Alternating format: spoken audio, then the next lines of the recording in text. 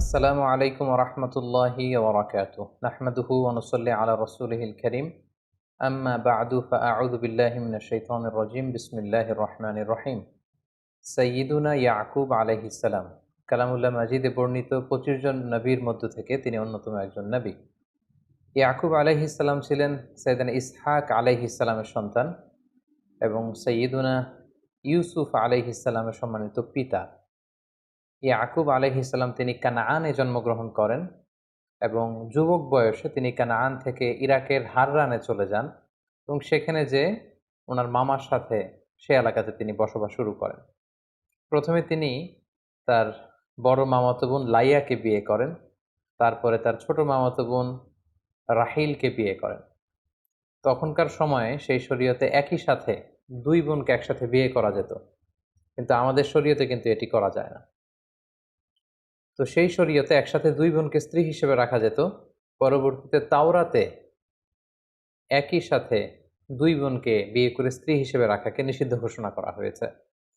সেদিন ইয়াকুব আলাইহিস সালামের উপাধি ছিল ইসরাইল, মানে আল্লাহর বান্দা।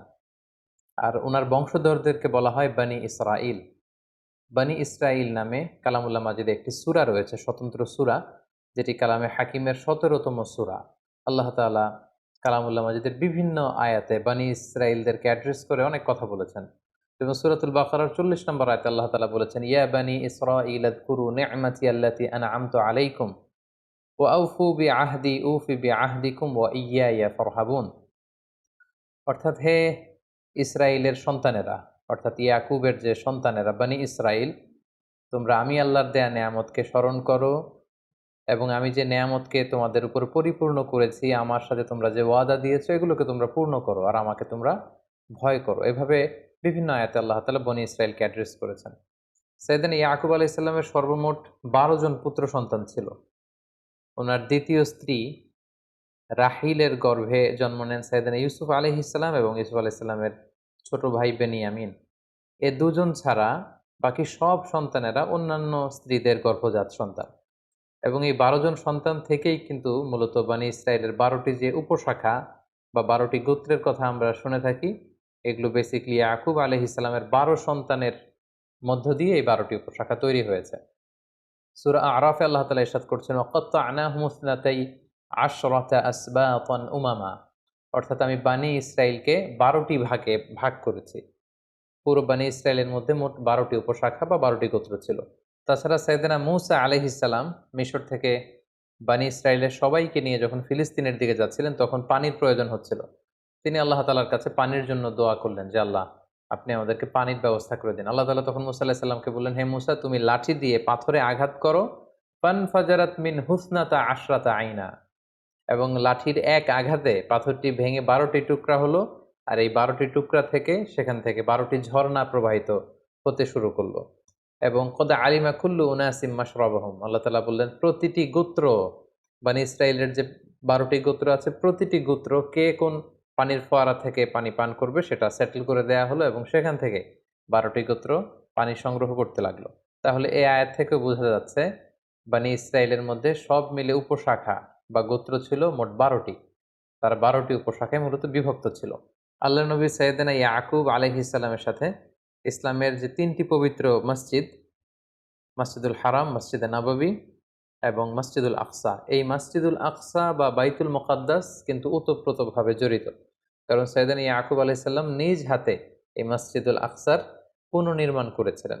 ঘটনাটি ছিল এমন, সাইয়েদনা ইয়াকুব আলাইহিস সালাম যখন কানাআন থেকে যৌবন বয়সে যুবক অবস্থায় ওনার মামার এলাকা হাররানে যেতে চাইলেন, তখন সফর যখন শুরু করলেন, পথিমধ্যে এক জায়গায় রাত্রি হয়ে গেল। তিনি সেখানে একটি পাথরের উপর মাথা রেখে ঘুমিয়ে পড়লেন এবং ঘুমে তিনি চমৎকার একটি স্বপ্ন দেখলেন। এই পুরো স্বপ্নের বিবরণ বিভিন্ন ইসরায়েলি বর্ণনাতে এসেছে যে তিনি স্বপ্নে দেখলেন আকাশ থেকে ফেরেশতারা ওঠানামা করছে।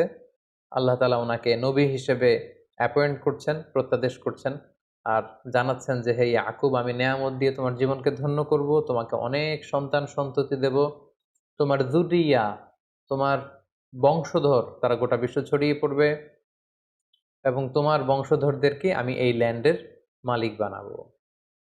সাইয়েদনা ইয়াকুব আলাইহিস সালামের চমৎকার স্বপ্নটি দেখে তিনি ঘুম থেকে জাগলেন। ঘুম থেকে জেগে উনি অত্যন্ত খুশি মনে একটি মানত করলেন। তিনি নিয়ত করলেন যে এই জায়গাটাতে আমি একটি আল্লাহর ঘর বানাবো, একটি এবাদতখানা বানাবো। এটার নাম তিনি দিতে চাইলেন বাইতু ইল, মানে বাইতুল্লাহ, আল্লাহর ঘর, যেখানে লোকজন আল্লাহ তাআলার ইবাদত করবে। তিনি মানত করলেন যে এখানে একটি আল্লাহর ঘর বানাবো, পাশাপাশি আল্লাহ তাআলা আমাকে যে রিজিক দিবে, যে রুজি দিবে, তা থেকে আমি 1/10 অর্থাৎ 1/10 আল্লাহ তাআলার রাস্তায় দান করব। যদি হাররান থেকে আমি আবার আমার ভূখণ্ড, আমার জন্মস্থান কানাআনে সহি সালামতে কখনো ফিরে আসতে পারে, আমি এই কাজ দুটি করব। এবং তিনি যেই প্রতিশ্রুতি আল্লাহ তাআলাকে দিয়েছেন তিনি সেটাই করেছিলেন। তিনি এই জায়গা থেকে প্রস্থান করবার সময় এই জায়গাটিকে, এই লোকেশনটিকে যাতে তিনি ভুলে না যান, তিনি পাথরের মধ্যে এক ধরনের চিহ্ন দিয়ে গেলেন।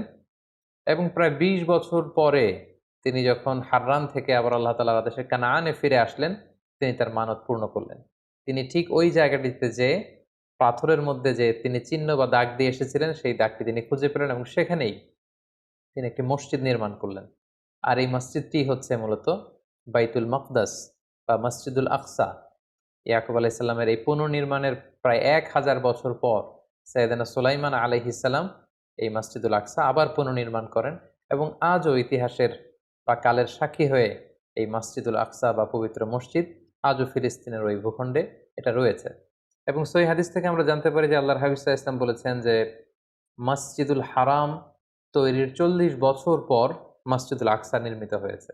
কে নির্মাণ করেছিল এ ব্যাপারে সুস্পষ্ট কোনো তথ্য জানা যায় না। বলা হয় যে সাইয়েদনা আদম আলাইহিসসালাম নিজেই করেছেন, অথবা আদম আলাইহিসসালামের কোনো সন্তান করেছেন। কেউ কেউ বলেছেন যে পরবর্তীতে ইসহাক আলাইহিসসালাম করেছেন। এবং এই মসজিদটি নিশ্চিহ্ন হয়ে যাওয়ার কারণে স্বপ্নযোগে আল্লাহ তাআলা প্রত্যাদেশ করার মধ্য দিয়ে সাইয়েদনা ইয়াকুব আলাইহিসসালামের হাতে এই ঐতিহাসিক এবাদতখানা বা আল্লাহ তাআলার ঘর বাইতুল মাকদাসকে আবার পুনর্নির্মাণ তিনি করেছেন। শেষ জীবনে সাইয়েদনা ইয়াকুব আলাইহিসসালাম তিনি তার পুত্র ইউসুফ আলাইহিসসালামের নিমন্ত্রণে মিশরে গিয়েছিলেন এবং সেখানে প্রায় ১৭ বছর, অন্য বর্ণনা মতে ২৪ বছর তিনি অবস্থান করেছেন। সাইয়েদনা ইয়াকুব আলাইহিসসালাম ওনার সন্তানদেরকে কি উপদেশ দিয়েছেন, বিশেষ করে ওনার ছেলে ইউসুফ আলাইহিসসালামের সাথে ইয়াকুব আলাইহিসসালামের বিভিন্ন কনভারসেশন, আল্লাহ তাআলার কাছে বিভিন্ন ধরনের দোয়া এবং ছেলেদেরকে তিনি কি ধরনের উপদেশ দিয়েছেন এ ব্যাপারে খুব বিস্তারিত সূরা ইউসুফে এসেছে। সেখান থেকে কিছু কথা আমি আপনাদের সামনে এখন পেশ করব। যেমন সাইয়েদনা ইউসুফ আলাইহিস সালামকে তিনি চমৎকার একটি স্বপ্নের ব্যাপারে উপদেশ দিয়েছিলেন। তিনি বলেছিলেন, "হে আমার ছেলে ইউসুফ, তুমি যে সুন্দর স্বপ্ন দেখেছো এটা কাউকে বলো না।" ক্বালা ইয়া বুনাইয়া লা তাকসুস রুইয়াকা আলা ইখওয়াতিকা ফায়াকিদু লাকা কাইদা ইন্না শাইতানা লিল ইনসানি আদুউম মুবিন। অর্থাৎ, হে ইউসুফ, তুমি যে স্বপ্নটা দেখেছো, স্বপ্নের কথা কাউকে বলতে যেও না। কেননা সবাই তোমার সাকসেস বা সফলতা দেখে খুশি নাও হতে পারে। বিশেষ করে তোমার ভাইদেরকে বলতে যেও না। কেননা শয়তান সবসময় হুইসপারিং করা, ওয়াসওয়াসা দেওয়ার জন্য বসে থাকে।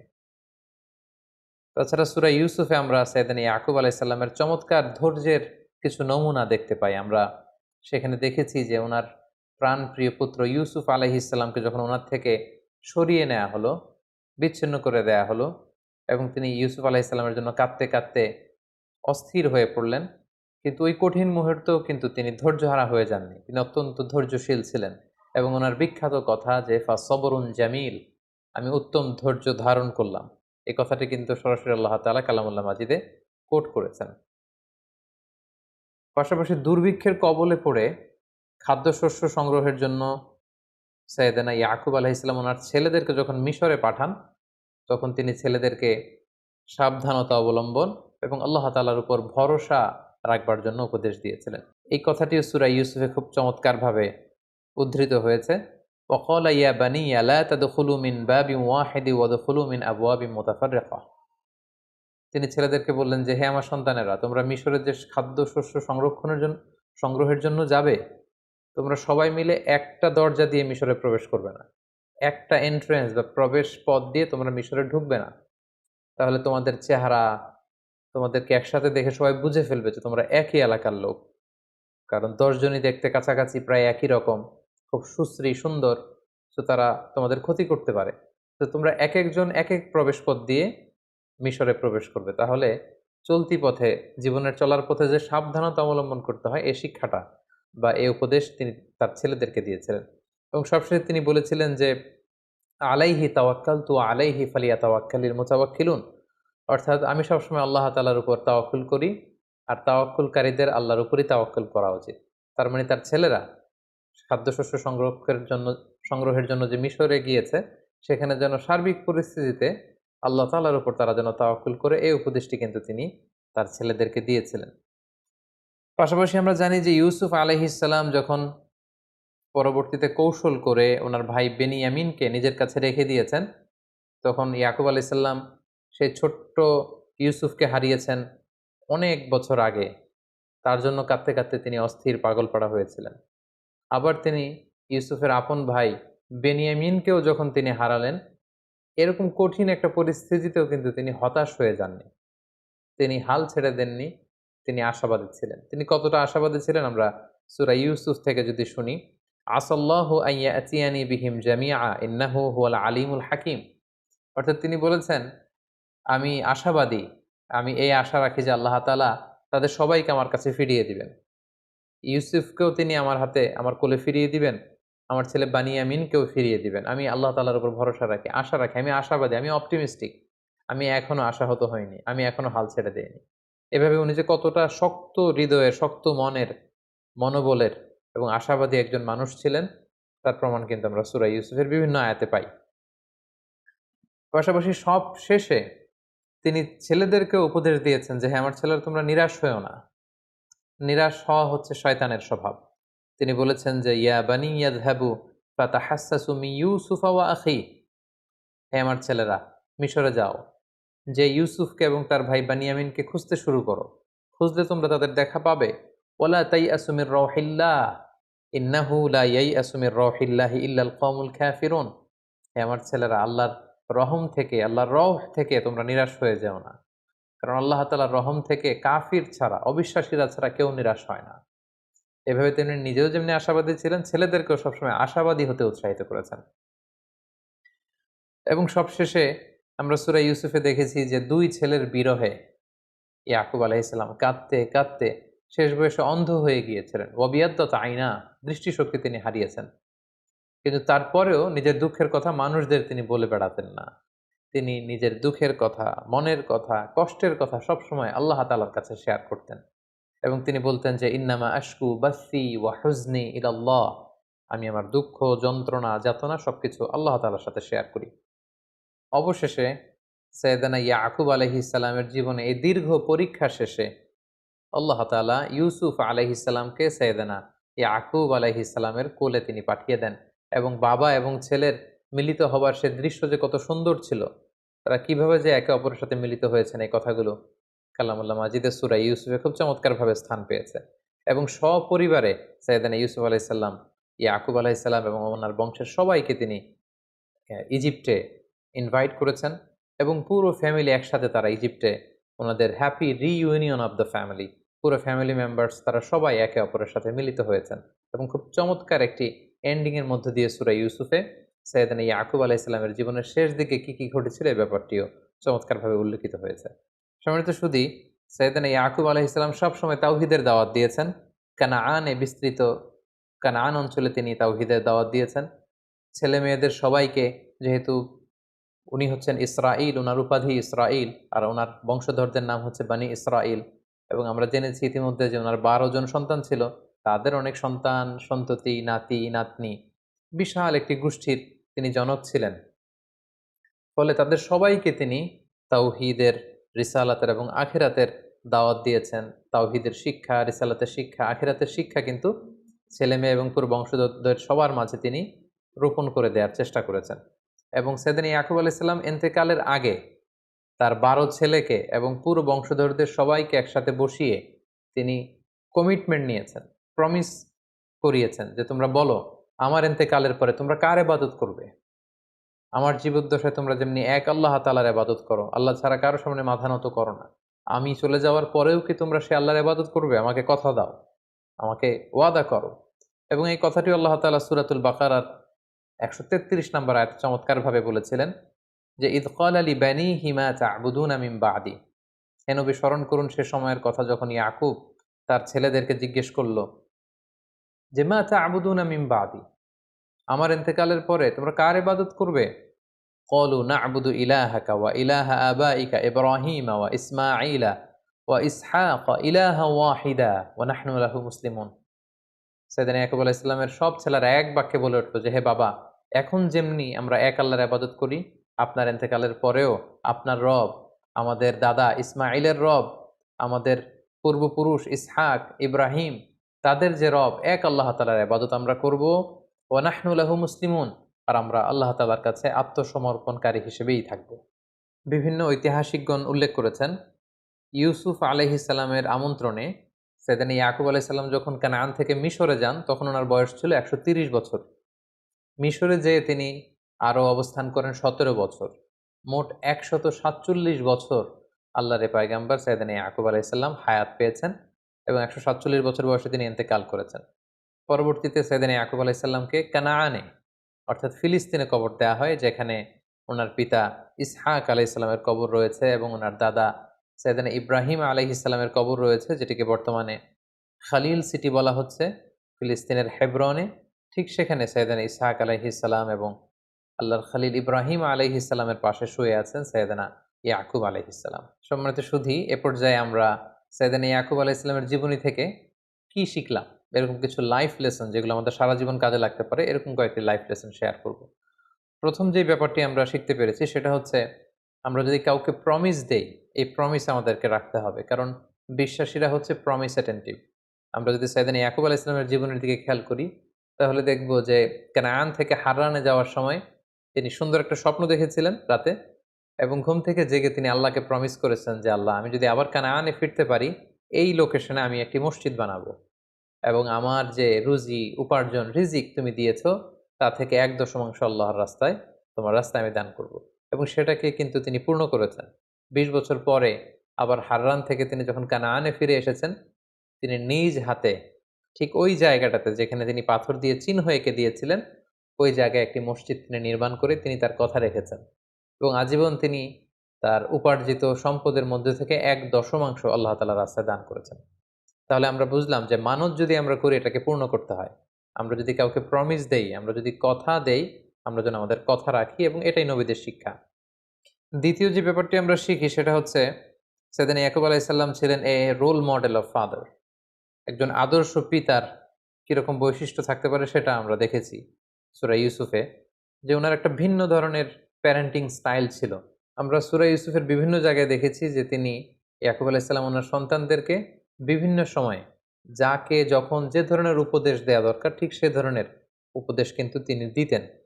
তিনি ইউসুফ আলাইহিস সালামকে এক ধরনের উপদেশ দিয়েছেন, বানিয়ামিনকে তার মতো করে উপদেশ দিতেন, এবং অন্যান্য বাকি ১০ জন ছেলেকেও নানা সময় নানা ধরনের উপদেশ দিতেন, যেটাকে বলা হয় আত-তারবিয়া আল ইসলামিয়া। সন্তানদেরকে ইসলামী তারবিয়াত, ইসলামী আখলাকের মধ্য দিয়ে বেড়ে ওঠানোর জন্য, তাদেরকে গঠন করবার জন্য বাবার পক্ষ থেকে এই ধরনের প্যারেন্টিং, গুড প্যারেন্টিং, যেখানে ইসলামী তারবিয়া থাকবে, ইসলামী টিচিং থাকবে, ইসলামিক লেসন থাকবে এবং ইসলামিক পার্সপেক্টিভ থেকে বিভিন্ন ধরনের উপদেশ থাকবে, সেটি কিন্তু আমরা সাইয়েদনা ইয়াকুব আলাইহিস সালামের জীবনী থেকে দেখতে পাই। ৩ নাম্বার যে শিক্ষাটি আমরা পাই সেটা হচ্ছে আনশেকেবল ট্রাস্ট অন আল্লাহ। আল্লাহ তাআলার উপর ওনার দৃঢ় বিশ্বাস সবসময় ছিল।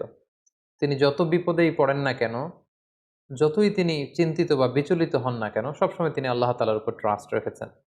তিনি বলতেন যে, ইন্নামা আশকু বাসি ওয়া হুজনি ইলাল্লাহ, আমি আমার দুঃখ, কষ্ট, যন্ত্রণা আমি আল্লাহ তাআলার সাথে শেয়ার করি।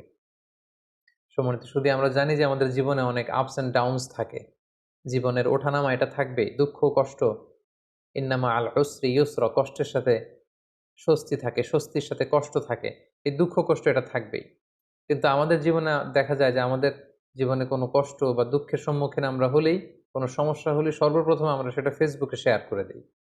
সর্বপ্রথম সেটা আমার বন্ধুর সাথে আমি শেয়ার করি, অন্যান্যদের সাথে শেয়ার করি। কিন্তু নবীদের অভ্যেস ছিল, ওনাদের জীবনে কোনো কষ্ট দুঃখ আসলে সর্বপ্রথম ওনারা আল্লাহ তাআলার সাথে শেয়ার করতেন। কারণ তিনিই পারেন আপনাকে বিপদ থেকে উদ্ধার করতে। আল্লাহ তাআলাই পারেন আপনাকে এই মুসিবত থেকে রেহাই দিতে।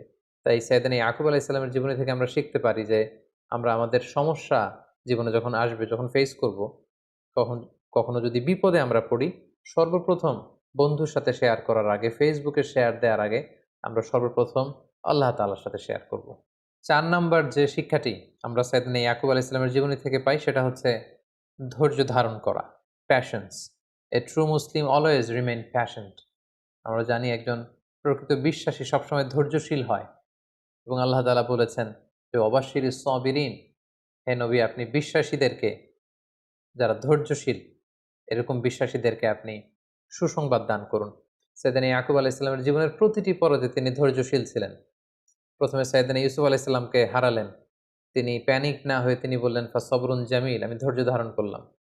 বানিয়ামিনকে যখন হারালেন তখনও ধৈর্য ধারণ করে বললেন যে আল্লাহ তাআলা সবাইকে ফিরিয়ে নিয়ে আসবে। তাই ধৈর্য ধারণ করা, এই গুণটি যেন আমরা আমাদের জীবনে আত্মস্থ করতে পারি। ৫ নম্বরে যে শিক্ষাটি আমরা পাই সেটা হচ্ছে আশাবাদী হওয়া বা অপটিমিস্টিক হওয়া। আমাদের অনেকে অল্পতে আমরা হাল ছেড়ে দেই। অল্পতে আমরা কাবু হয়ে যাই, অল্পতে আমরা ভেঙে পড়ি।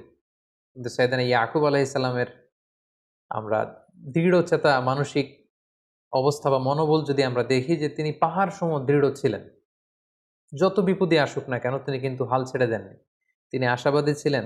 বারবার ছেলেদেরকে বলেছেন, যাও তোমার ভাইদেরকে খোঁজো, বেনিয়ামিনকে পাবে, ইউসুফকে পাবে। লা তাইয়াসু মির রাহিল্লাহ, আল্লাহর রহম থেকে নিরাশ হয়ও না। বিশ্বাসীরা কখনো নিরাশ হয় না। বিশ্বাসীরা সবসময় আশাবাদী হয়। পাশাপাশি তিনি বলেছেন আসাল্লাহু আইয়াতিয়ানি বিহিম জামিআন। তিনি বলেন যে তোমরা আশা ছেড়ে দিতে পারো, কিন্তু আমি ইয়াকুব আশাবাদী। আল্লাহ তাআলা নিশ্চয়ই আমার সন্তান ইউসুফকে এবং বেনিয়ামিনকে আমার কাছে তিনি আবার আমার কোলে তিনি ফিরিয়ে দেবেন। এভাবে তিনি সবসময় অপটিমিস্টিক এবং আশাবাদী একজন মানুষ ছিলেন। সবশেষে যে শিক্ষাটি আমরা সাইয়েদনা ইয়াকুব আলাইহিস সালামের জীবনী থেকে পাই সেটা হচ্ছে আল্লাহ তাআলার উপর তাওয়াক্কুল করা। যে কোনো পরিস্থিতিতে বিপদে আপদে তাওয়াক্কুল করা। আমরা জানি যে তাওয়াক্কুল মানে হচ্ছে সাধ্যের সবটুকু দিয়ে চেষ্টা করা, কোনো কাজ হাসিলের জন্য পরিকল্পনা করা, এবং এই পরিকল্পনা অনুযায়ী প্রাণান্তকর চেষ্টা প্রচেষ্টা চালিয়ে যাওয়া, এবং কাজ শেষে কর্মফলাফলের জন্য আল্লাহ তাআলার উপর নির্ভর করা। আমরা কিন্তু এটার বাস্তব নমুনা সাইয়েদনা ইয়াকুব আলাইহিস সালামের জীবনে দেখেছি, যে উনি চেষ্টা করেছেন, প্ল্যান করেছেন, ছেলেদেরকে পাঠিয়েছেন, বারবার তিনি তদারকি করেছেন, এবং ছেলেদেরকে পাঠানোর সময় সবশেষে তিনি আল্লাহ তাআলার উপর ভরসা রেখেছেন, এবং তিনি বলেছেন আলাইহি তাওয়াক্কালতু ওয়া আলাইহি ফালিয়াতাওয়াক্কালিল মুতাওয়াক্কিলুন। আমি আল্লাহ তাআলার উপর তাওয়াক্কুল করি, ভরসা করি, এবং ভরসাকারীদের কেবলমাত্র শুধুমাত্র একমাত্র আল্লাহ তাআলার উপরই ভরসা করা উচিত।